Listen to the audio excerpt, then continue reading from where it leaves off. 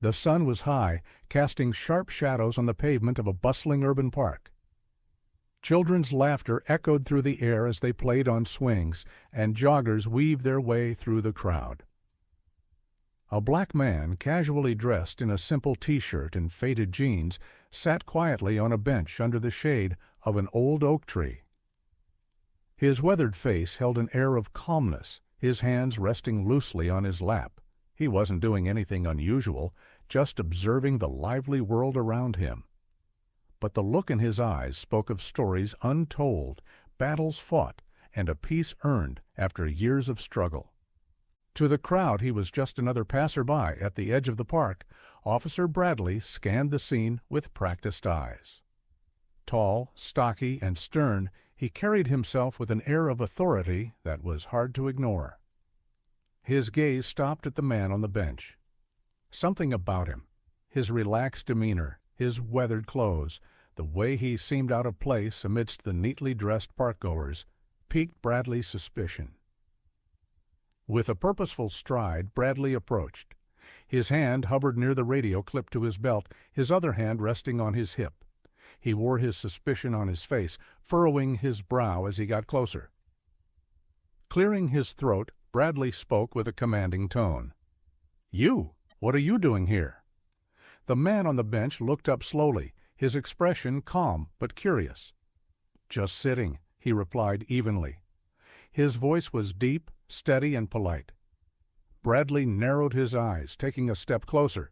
"Sitting, huh? Do you live around here?" The man didn't flinch. "Not too far." Bradley's suspicion deepened. "Can I see some ID?" he demanded, his tone firm, almost accusing. The man hesitated briefly, a flicker of something, annoyance perhaps, crossing his face. But then he reached into his pocket, moving slowly to avoid any misunderstanding. He pulled out his wallet and handed over a worn driver's license. Bradley examined it carefully, and his lips pursed. "What brings you here, then? This doesn't seem like your kind of place," he said, the implication hanging in the air. The man tilted his head slightly, his calm demeanor unbroken. "I didn't know parks were reserved for certain kinds of people." His words were polite, but there was a quiet strength behind them. Bradley's jaw tightened. He leaned in slightly, his voice lowering.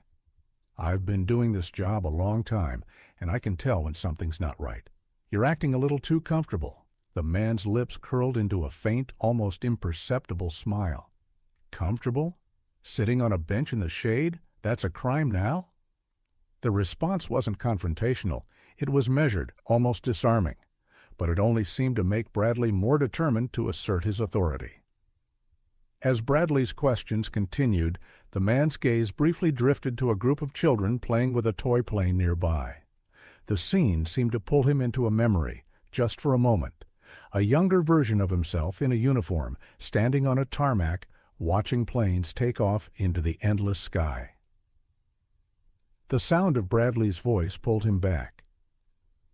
"Don't think I won't take you in if I feel like it," Bradley said, his tone harsher now. The man adjusted his posture, sitting a little straighter. His calm presence remained intact, but there was a quiet resolve in his eyes now. "I'm sure you'll do what you feel is right, officer." Officer Bradley paced in front of the black veteran, his sharp gaze never leaving him. "Loitering isn't allowed here," he said, voice clipped and accusing. "And you've been sitting here for quite a while now. Mind telling me why?" The veteran remained seated, calm and composed. "Just enjoying the park, officer, same as everyone else." Bradley's eyes narrowed. "Everyone else doesn't look out of place. You sure you're not waiting for someone or something?" The insinuation hung in the air, heavy and uncomfortable. A few passers-by slowed their pace, stealing curious glances, but no one stopped. The man on the bench met Bradley's glare with a steady, unyielding calm. "I've told you why I'm here. If you need anything else, I'm happy to cooperate," the veteran said evenly, his voice unshaken. But Bradley wasn't satisfied. He took a step closer, invading the man's personal space. His hand rested on his belt, fingers brushing the handle of his baton. "Cooperate?" Bradley barked. You think I don't see what's going on here? You're casing the place. Maybe waiting for an opportunity to act. I've seen it 100 times. The veteran raised an eyebrow, his expression controlled, but faintly incredulous. Casing the place? I'm sitting on a public bench. Bradley's face flushed, and his tone grew sharper. Watch your attitude. If you've got nothing to hide, then you won't mind emptying your pockets. The veteran sighed softly, standing with measured movements. He towered slightly over Bradley, but didn't use his height to intimidate. I don't mind at all, he said, pulling his wallet and a handkerchief from his pockets. Bradley snatched the wallet, flipping it open roughly. What else are you carrying? Nothing else, the veteran replied, his voice steady as a rock around them. The hum of the park grew quieter. People slowed their steps, their gazes drawn to the escalating scene. A woman walking her dog paused, watching with growing unease. A pair of teenagers exchanged nervous whispers, but quickly walked away, yet no one stepped forward. Some looked as if they wanted to help, but their hesitation rooted them to the spot. Fear of confrontation or fear of the officer kept them silent. Despite the officer's harsh tone and accusations, the veteran remained calm. His movements were deliberate, his voice measured. It was the discipline of someone who had faced far greater threats than this. I've got nothing to hide, officer, the veteran repeated. You're welcome to check anything you need. Bradley glared at him, frustrated by the lack of resistance. He was used to seeing fear or anger in situations like this, but this man wasn't giving him either. What's your name? Bradley demanded. David, the veteran replied. David what? David Carter. And where do you live, David Carter? About 3 blocks from here, David said, nodding toward the park's edge. You can see my address on my ID. Bradley glanced at the license again, but didn't stop his interrogation. You got a job?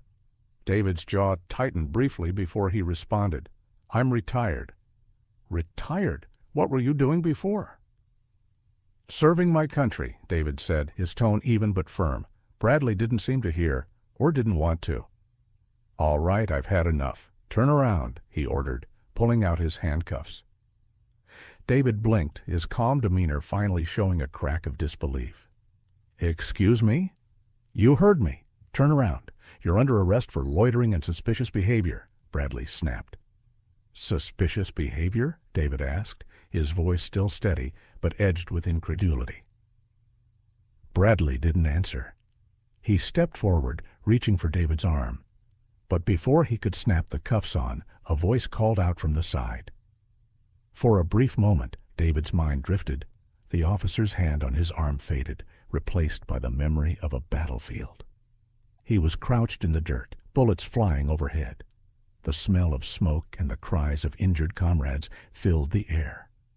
David had dragged a fellow soldier out of the line of fire, ignoring the searing pain in his own leg. Keep moving, his commander had shouted, and David had done just that, pushing forward, saving lives, earning the respect of everyone who served beside him. The flashback ended as suddenly as it had come, and David was back in the park.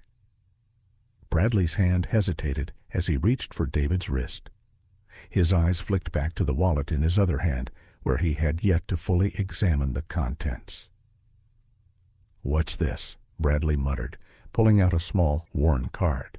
It was folded neatly, the edges frayed from years of handling.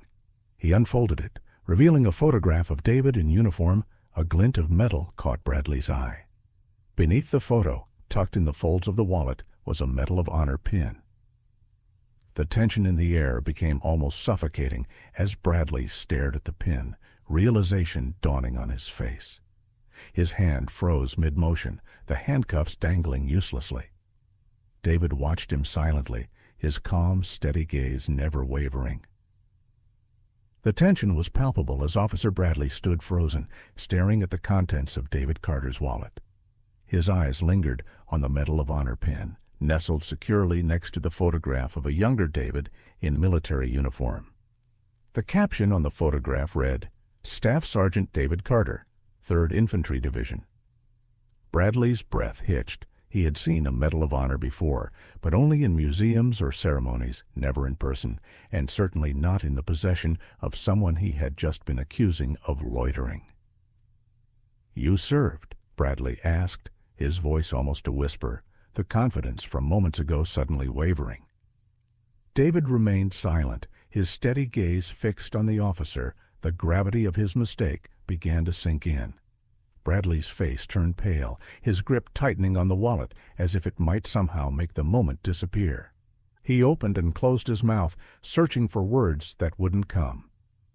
The air around them seemed heavier now, the hum of the park replaced by a charged silence. People nearby, who had been cautiously observing the encounter, now seemed to pick up on the officer's change in demeanor. A quiet murmur spread among them. "This can't be real," Bradley muttered under his breath, his eyes darting back to David's calm and unwavering expression. "Wait a second," a voice called out from the small crowd. A middle-aged man stepped forward, his face lighting up with recognition. "That's David Carter. He's a Medal of Honor recipient." The murmuring crowd began to shift, their interest piqued. A few people pulled out their phones, Googling the name they had just heard. "That's him," the man continued, pointing to David with a mix of awe and respect. "I read about him in an article last year. He saved a whole squad in Afghanistan, even after being injured himself." Bradley turned to the bystander, his mouth dry. "Are you sure?" "Positive," the man replied, his voice growing louder. "This guy's a damn hero." The crowd began to murmur again, but now it was with admiration. People whispered words like hero, veteran, and Medal of Honor. Their earlier hesitation replaced with growing respect for the man who had stood so calmly throughout the ordeal. Bradley swallowed hard, the weight of his mistake pressing down on him like a ton of bricks. He glanced back at David, his voice faltering. "Mr. Carter, I didn't realize who you were. I'm sorry. I was out of line." David's gaze softened slightly, but his expression remained reserved. "It's not about who I am, officer," he said calmly. "It's about how you treated me. No one should have to carry a medal for you to treat them with respect."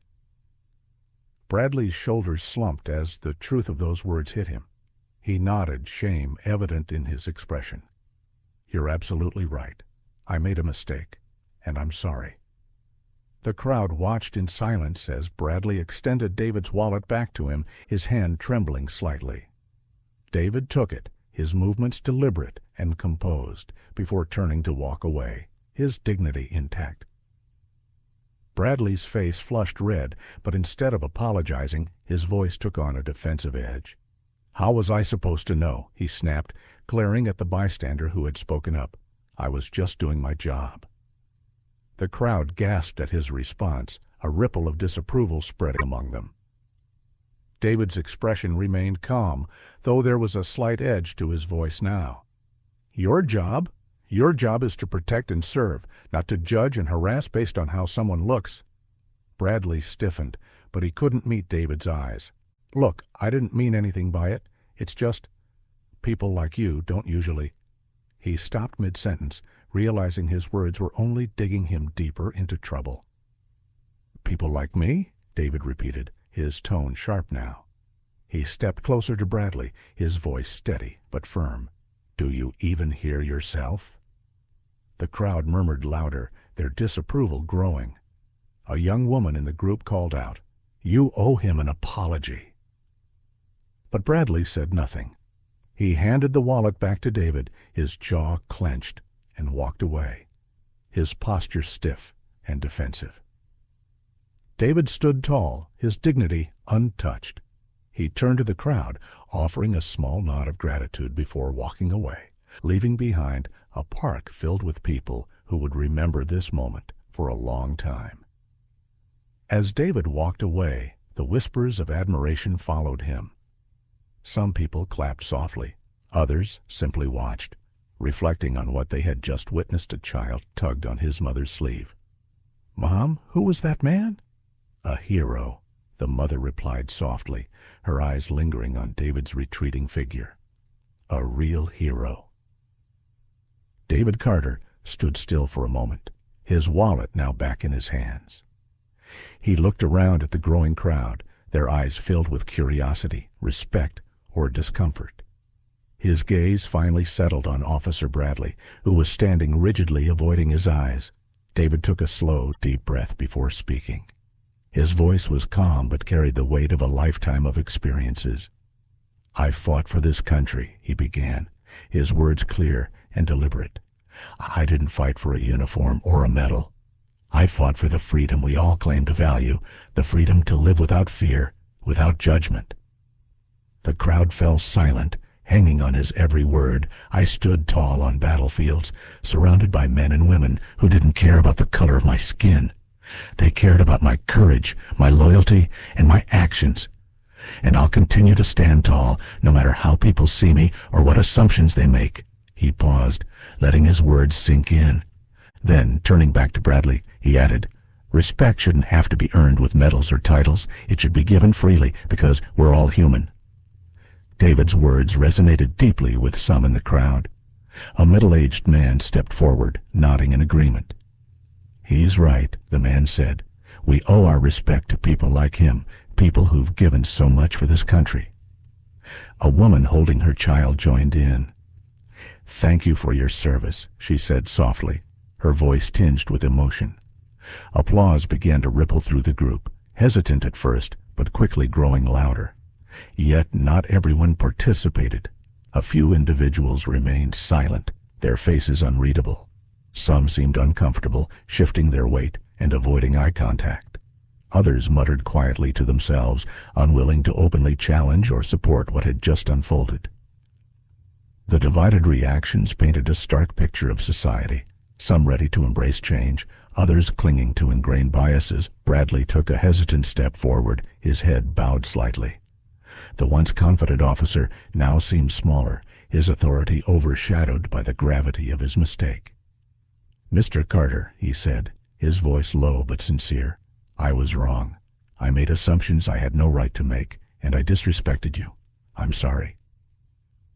David studied him for a moment, his expression unreadable. Finally, he gave a small nod. "It's not me you owe respect to, officer. It's everyone you meet. Remember that." The crowd murmured in approval, their respect for David growing even deeper. Bradley nodded again, visibly humbled, as David turned and walked away. Bradley stiffened, his jaw tightening. He opened his mouth to speak, but no words came out. Instead, he stood in silence, his body language defensive. David didn't wait for an apology that wasn't coming. He turned to the crowd, his voice rising above the murmurs. "This isn't about me," he said, addressing everyone around him. "This is about all of us. The world doesn't change when one man apologizes. It changes when we all learn to see each other as equals." The applause grew louder, drowning out any chance for Bradley to respond. The officer turned and walked away, his posture rigid, his silence speaking volumes. David stood tall, his dignity intact, as the crowd slowly dispersed. As David walked out of the park, a soft narration began, his life story unfolding like a montage. A young David in a military uniform, saluting proudly at his graduation ceremony. Shots of him on the battlefield, leading his team through the chaos, helping wounded comrades, and staring down overwhelming odds. The moment he received the Medal of Honor, standing tall as it was pinned to his chest, the pride in his eyes unmistakable. David Carter didn't just serve his country.